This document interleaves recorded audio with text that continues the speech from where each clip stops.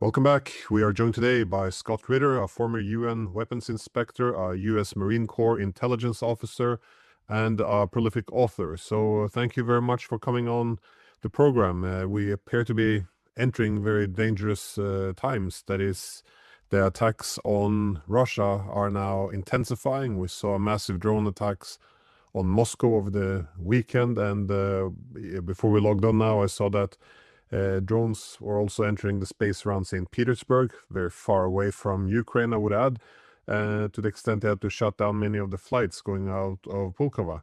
To what extent is the West involved in these attacks? Let's make it absolutely clear, if wasn't for Western involvement, these attacks would not be taking place. The technologies being used are developed by the West for Ukraine. The intelligence information is provided exclusively by the West for Ukraine. The manufacturing is done outside of Ukraine to avoid Russian interdiction. Um, yeah, again, this is not an example of Ukraine escalating against Russia. This is the collective West escalating against Russia. This is, a reflection of the reality that NATO is actively engaged, or NATO nations are actively engaged in combat operations against Russia. That is basically, achieving, an existential threat to the, survival of Russia. Well, let's see, in Europe, there's a lot of talk about the need to bring the war to Russia. There's a lot of talk about mass producing long-range weapons to strike Russia. I guess, when did they cross the point when for Russia to do nothing is more dangerous than hitting back, I guess, because we seem to be crossing this, well, if we haven't already, we would cross it fairly soon, it seems. No, it's been crossed a long time ago. You have major Western nations, Germany, France, Great Britain, and others openly articulating the necessity to engage Russia in open armed conflict by the end of this decade, 2029, 2030. We now have Pistorius, the defense minister of Germany, openly saying that Russia is our enemy and we need to prepare to go to war. And now they're preparing the weapons of war, specifically to conduct long-range strike missions inside Russia. So, I mean, again, I'm not a Russian leader, and there's a good reason why I'm not. A, I'm American, and B, you wouldn't want me to be your leader because we'd be at war with Europe right now. I'd be launching preemptive strikes. I'd be taking out production facilities. I'd be destroying decision-making centers, and I'd be implementing in full effect the Karaganov doctrine.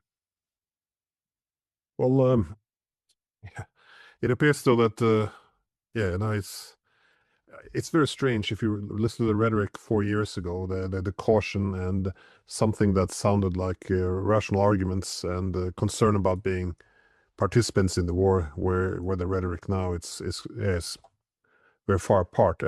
But a lot of these attacks on Russia now they very evidently so has gone through the Baltic states. Then we see in especially Estonia and Latvia. Of course, they have to transit through Lithuania as well if this is going to work.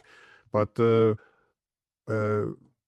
we also heard that some statements from the Russian foreign intelligence services arguing that Ukraine is preparing strikes on Russia from Latvian territory. Uh, I mean, once the Russians make these statements, aren't they committing to something? Because if they say we know it's happening from Latvia, but we're not going to do anything, it seems that this will become an impossibility. Well, yes, I think it's gone beyond the concept of a possibility to a probability, and maybe even an absolute certainty. I think Latvia is being marked for death.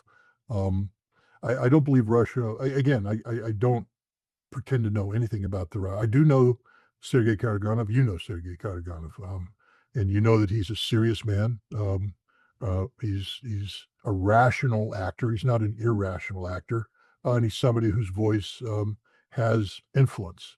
Um, and Sergei Karaganov and others like him who advise or whose opinions are heeded by the Ministry of Defense and the Russian leadership, have articulated a very sound, rational case for Russian military um, intervention, decisive. Uh, I don't believe these people who speak of Russian military intervention are playing the game of managed escalation. I think we're beyond that. The reason why we're where we're at, and I don't blame Vladimir Putin, he was a genius and still is a genius. Um, he has been managing the escalation ladder um, in perfect form uh, because never once prior to this most recent era in this war did Ukraine pose an existential threat to the security of Russia. It was always the potential, but we know that the West has been articulating in favor of the strategic defeat of Russia since the beginning of the special military operation. We know this, and we know that they have been pushing Russia, pushing Russia, pushing Russia. Russia sets a red line; it gets crossed. Russia resets the red line; it gets crossed. Now Russia, uh, resets it for a reason because the crossing of the red line um, was designed, was done by design to get a Russian overreaction so that the West could mobilize support and solidify support on behalf of Ukraine. It was Russia's goal and objective to keep the West, from being able to do that. So you don't overreact. You allow the red lines to be crossed because at the end of the day, it didn't change the ultimate calculation. Russia still prevailed on the battlefield. Well, Russia's still prevailing on the battlefield today. The Special Inspector General of Operation Atlantic Resolve has published a report recently. Just says Russia's dominating across the battlefield. So all those pro-Ukrainian social media platforms just stick it in your ear. The United States has spoken. And even that report, is very conservative in terms of, giving a lot of credit to Ukraine and NATO that simply isn't reflected by reality. But their conclusions are Russia maintains operational strategic dominance across the spectrum of this conflict. And that's what Russia has been seeking to do, to wear not just Ukraine down, but the collective West down through a war of attrition. And they're still succeeding. But what's happened is because Russia has allowed the collective West to cross red lines, they've crossed the ultimate red line. Because in the past, you always, as you said, the West always went, we want to avoid being able to be categorized as an active participant in the conflict. We always want to create that air of ambiguity. There's no more ambiguity. They're just straight up doing it, straight up saying it. And now we come to Sergei Karaganov. We probably should do a good job of introducing him to a Western audience. This is one of the premier political military analysts in Russia, a man who has advised Russian presidents from Boris Yeltsin to Vladimir Putin. In 2023, he articulated in writing and spoken word the need for the West to be decisively countered by Russia. He was in favor of the preemptive use of nuclear weapons, that when the West articulates a strategy calling for the strategic defeat of Russia, Russia has a duty and responsibility to respond and nip this in the bud before it manifests itself in something that does real harm to Russia. And he famously said that his calculation is that no American leader will trade Boston for Poznan, meaning Russia could just take out a Polish city with a nuclear weapon and Europe will do nothing. It'll intimidate Europe and the United States will do nothing because they don't want to trade Boston for Poznan. Vladimir Putin came out immediately and said, I don't agree with Sergei Karaganov. That's not who we are. That's not what we do. In 2024, as the West continued to push, he appointed Sergei Karaganov to be the head of the review process for the Kremlin's strategic nuclear posture review.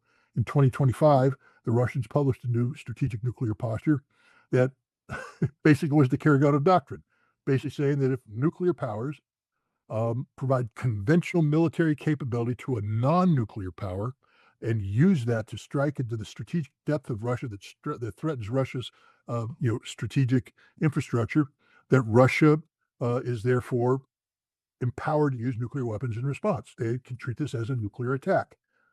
That's exactly what's happening. People need to understand that this doctrine was published last year. It was covered. We talked about it. Everybody talked about it. Everybody knew this. And yet the West is doing something now that is just flagrantly crosses that red line because they believe Russia is bluffing. And so now they've crossed the red line and Ukraine is doubling down because Ukraine smells blood. Ukraine is dying. And for the first time, Ukraine's going, wait a minute, we're doing real harm here. Let's keep doing it. Let's keep doing it because they want NATO to become engaged. That's their goal. That's their salvation. And so Ukraine is just doubling down, throwing caution to the wind. In a week and a half time, the St. Petersburg International Economic Forum opens up. This is like the premier, thing. It's bigger than Davos. So everybody in the West knows Davos. St. Petersburg International Economic Forum swamps it. It's bigger, more participants, more money, more everything. You think the Russians are going to let Ukrainian drones come out of the Baltics and threaten this? You think that's going to happen? You think they're going to let this happen? No, not at all. Um, I I see nothing but bad things, bad tidings. I think the West has gone too far. I think there will be hell to pay. I don't know if Russia limits it to Latvia. If I were the Russians, I wouldn't. I would take out the production facilities in England, in in Germany, in Denmark, all identified production facilities associated with the FP5 and other drones. I would take out German companies involved in guidance and control, and I would even take out Ramstein. Maybe not. Maybe that's an American base, but I would threaten to take out Ramstein and follow-on attack, where the intelligence is gathered and disseminated. But the West has to be struck a blow, and I would eliminate Kiev once and for all. I think it's time to find out what a dozen Oreshniks can do to downtown Kiev. And I think it's time to show the Ukrainians that that's the fate of all of your cities if you want to continue this war. Russia, Vladimir Putin said on May 9th that he wants this war to wrap up. A lot of people went, oh, that's a sign of Russian weakness. Russia's willing. No, it's a sign of Russian recognition of their strength, and it's time to flex their muscles. The day of restraint, I believe, is over. I believe we're moving to a very dangerous period because now we get to answer the question of what will the United States do when Russia strikes a NATO country? How will Article 5 be treated? Yeah, I spoke to Karaganov last week, and on this program, and he was making the point that in the past he was representing a small minority who said it's time to retaliate directly against the Europeans, but now he says he represents the overwhelming majority. So he already had all this pressure building up on the Kremlin that they had to choose a different path. This dilemma: do they retaliate against NATO and risk going up the escalation ladder, or did they look the other way and again risk emboldening NATO? That they always went with the second option, but now the pressure was mounting so much, and just at this point when all this pressure is mounting on Putin to take a harder line, we see these massive drone attacks and just uncontrolled celebrations in Europe, and this is what's so concerning. It's as if they don't see what's coming next. I mean, they use all these terms like, because bad for Russia, they think is good for us. Before you use this term that, the people online, the pro-Ukrainian bloggers or social media activists, it's not even pro-Ukrainian. These are the if Ukraine had implemented the Minsk agreement, done anything like this, which they always opposed, Ukraine will be intact now. This is these people are destroying Ukraine. It's quite insane. But my concern is what the Europeans are celebrating now, which is that they're having the attacks on Russia is having a growing impact on Russian security. And they seem to be making a significant dent in the Russian energy. Again, I'm not sure how much, but at least it seems to be enough to create problems for the Russians. And if this is the case, that means the Russians can't afford to look the other way anymore. I don't know, how are you assessing the attacks on the Russian energy security or energy? Because, I mean, this is the irony. We should be happy that we weren't making a dent. Once we start making a dent, the calculations they have to change, don't they, on the Russian side? Look, last November, I was in Moscow and I interviewed somebody affiliated with the Russian Duma, State Duma, involved in the committee on the protection of energy infrastructure from drone attacks. I'm sure it had a more Russian name than that, but he was on it, and I was surprised by the frankness of his conversation. I actually published it on the Russia House. I think many people ignored it at the time because it's people don't like to dig deep into fact-based reality. They like to live in their little fantasy worlds. I'm going to republish it and ask people to listen to it because it's important what he said at the time. He said that these attacks were taking place, but that the real damage done was minimal, that Russia was able to mitigate the damage and then repair the facilities and bring them back into order. So, the strategic impact was not, which is why, again, it's not that Karaganov's arguments became Uh, Again, I don't believe Vladimir Putin responds to pressure from Sergei Karaganov or anybody else. That's not how the game plays, and I don't think Sergei Karaganov is promoting himself as a man who has intimidated Putin into changing his mind. Sergei Karaganov has taken a stance, and Vladimir Putin has said, "No, the damage being done doesn't rate an overreaction." But now that damage equation has changed. It's not that Sergei Karaganov's arguments, that Putin's been pressured. Putin's a pragmatic guy, and he's looking at it. The damage being done now to Ukrainian energy infrastructure is real, and it's not easily mitigated, and it's not easily repaired, meaning that when you do this damage, it's long term. And Russia can't afford long term damage.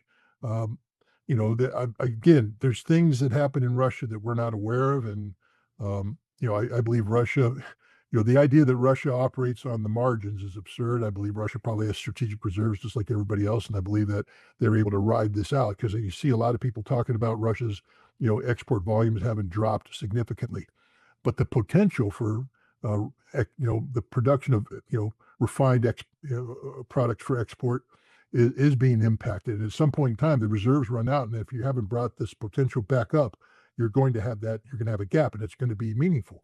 It's not Vladimir Putin's job to allow Russia to get to the point where you have meaningful impact. His job is to prevent that from happening. So, this is my way of answering your question. I believe that between 10 and 20% of Russia's export production capacity has been damaged to an extent beyond that which it was being impacted in November. That this damage will take months to repair, and that if Russia doesn't nip this in the bud now, by the time they repair it and bring it back online, the reserves that are currently carrying them through this process will be depleted, and then you're going to have a real and significant impact. And that's why Russia needs to act now. And I also think that the Ukrainians become more and more emboldened. Um, you don't want. We know what the consequences of an attack on the Kremlin will be: fatal for everybody. Um, but if you're a Russian, you don't want the Kremlin attacked. You don't want to wait for that to happen. You see the Ukrainians moving in that direction. This is the direction they are heading. It's inevitable. You see the West backing up. You see the rhetoric, and the damage is being done. This is the moment of decision right now.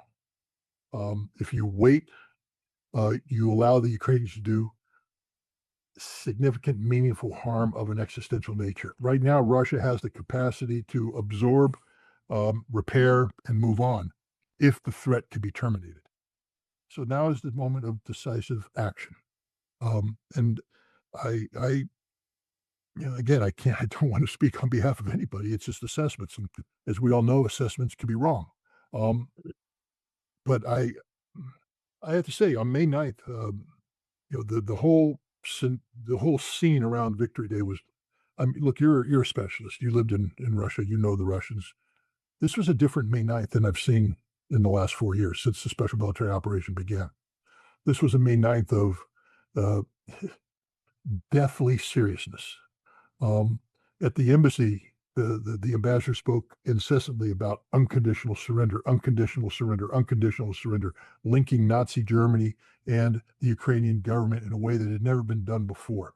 They spoke of Germany as a permanent enemy, not as a former enemy that Germany is the enemy today, is the enemy. This was the language. Dmitry Medvedev, who has always been sort of the bad, crazy cop to Putin's good, sane cop, um, you know, wrote an article in RT. What's the importance of RT? RT English.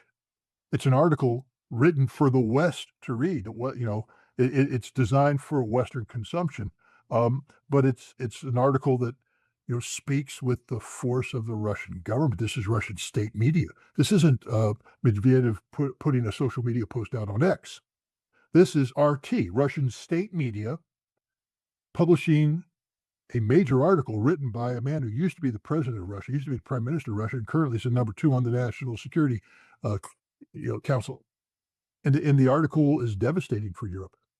It pretty much endorses the Karaganov diet. And Karaganov, the day before, had another interview that basically hammered home the same points.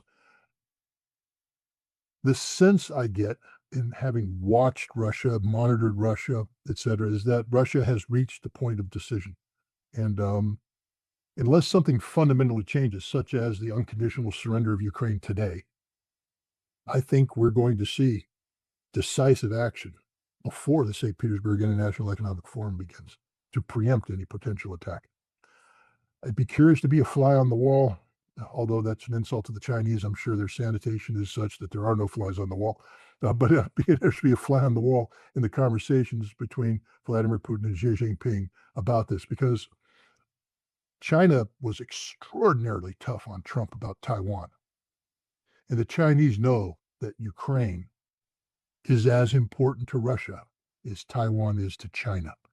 And so, the Financial Times playing their MI6 stupid mind games, putting out this stuff about how, Xi Jinping told Trump that Putin overstepped. Hey, just the simplistic stupidity of this. Andrei Ilnitsky, former lieutenant general advisor to Shoigu when he was Minister of Defense, and the author of the concept of mental warfare. This isn't mental warfare. Mental warfare is actually carefully crafted, designed to get in there, latch in, and rip. What the British did